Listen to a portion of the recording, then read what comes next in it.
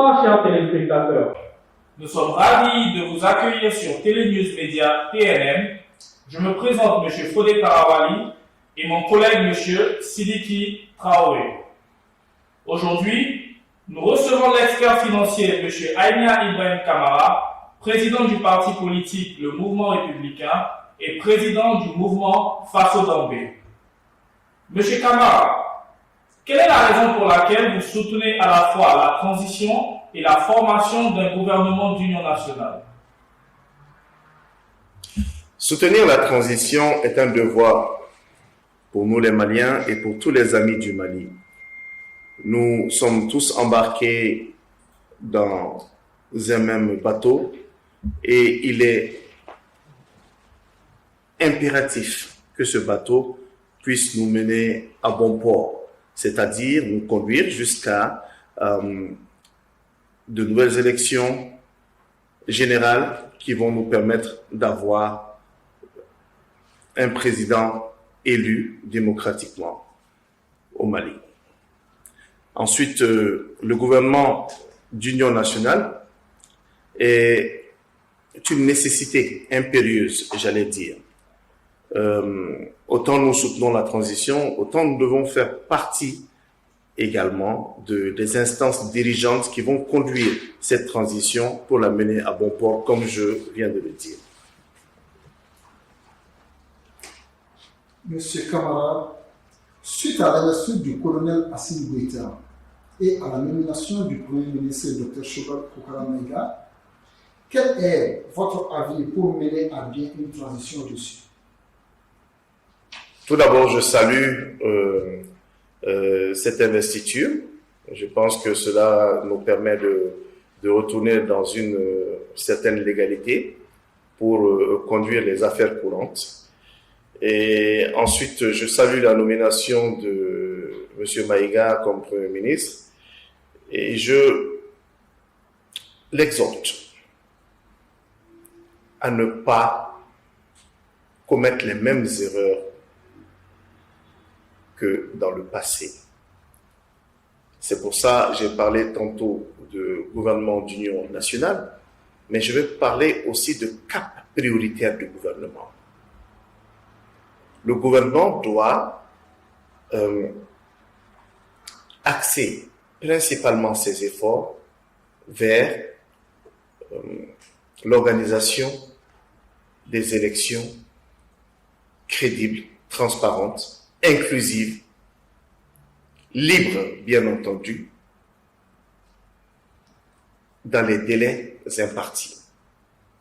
Nous avons tous pris note avec satisfaction, du reste, de la déclaration du président de la transition, le colonel Assimi Goïta, qui a réitéré sa volonté et sa détermination à ne pas aller au-delà du calendrier électoral et aussi de la période de transition de 18 mois qui a été convenue au sein de la charte entre les autorités maliennes et nos partenaires. Cela est également à souligner et à saluer. Maintenant, il ne suffit pas de faire des effets d'annonce. Il faut mettre cela en pratique. Et cela demande un agenda coercitif, accepté par nos partenaires, initié par l'ensemble de la classe politique pour le bonheur de tous nos concitoyens. Ok, M. Kamara, je reviens encore. Nous venons d'apprendre le président Emmanuel Macron demande le retrait de l'opération Barkhane. Selon vous, quelles seront les incidences de cette décision sur la situation sécuritaire au Mali et au Sahel? Tout d'abord, je trouve que cette décision, elle est regrettable. Il faut la déplorer. Avant d'analyser les conséquences de cette décision, la décision elle-même est regrettable. Mon souhait serait que le président Emmanuel Macron y revienne sur cette décision. Parce que le Mali est actuellement dans une situation extrêmement difficile. Sur le plan sécuritaire, cela va de mal en pis. Sur le plan du développement économique, les perspectives s'assombrissent et s'évanouissent les unes après les autres. Ce n'est pas le moment d'abandonner le Mali. Donc, je souhaiterais que les autorités françaises reviennent sur leur décision et continuent à accompagner le Mali avec les autres partenaires que je salue ici, au sein de la MINUSMA et au sein également d'autres dispositifs comme le G5 Sahel, jusqu'à ce que le pays puisse se relever. Maintenant, cela nous amène à deux réflexions majeures.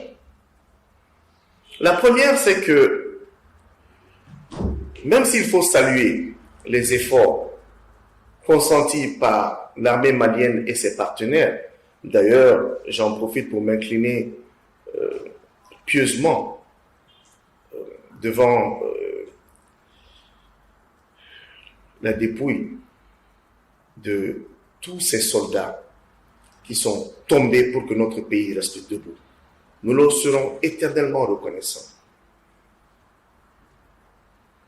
Cela dit, il est préférable, comme je l'ai dit ailleurs, je le réitère ici, que nous puissions construire notre propre armée afin qu'elle puisse s'occuper de la défense du Mali.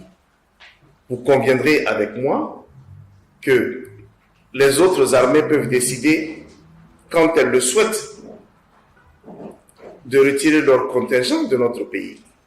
Est-ce que l'armée malienne pourrait retirer ses forces du Mali? C'est impossible. Donc comptons sur nous-mêmes. Une nouvelle armée. Une armée de métier. Je pense que les professionnels de ce domaine sont mieux à même de donner les détails sur ce que cela pourrait constituer. Mais la seconde réflexion, qui est non moins intéressante, que j'aimerais exprimer ici, c'est le fait que malgré ce fort contingent de l'armée française, renforcé par d'autres contingents des armées étrangères, qui soutiennent les efforts de nos FAMA sur le terrain, la situation ne fait que s'empirer. Cela veut dire que la force, elle seule, n'est pas la panacée. Il nous faut joindre aux manœuvres militaires des projets de développement durable pour permettre à ces localités qui sont en crise actuellement de pouvoir aussi bénéficier de bassins d'emploi et de création de richesses. Voilà ce qu'il nous faut. Il nous faut reconquérir sur le plan du développement économique notre septentrion, concomitamment avec la sécurisation et les missions régaliennes de l'armée nationale. Merci, M. Camara. Pour terminer, vous avez annoncé dans vos dernières allocutions la tenue d'une marche le 22 juin prochain afin de soutenir la transition et pour demander la certification des élections présidentielles et législatives par l'ONU. Qu'en est-il? Bien, nous organisons une marche pacifique le 22 juin sur le boulevard de l'Indépendance.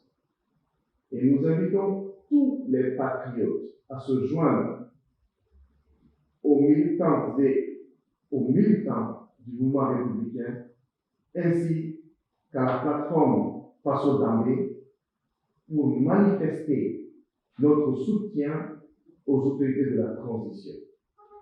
Également, demander la levée de toutes les sanctions sur notre pays, ainsi que la certification du processus électoral par les Nations Unies.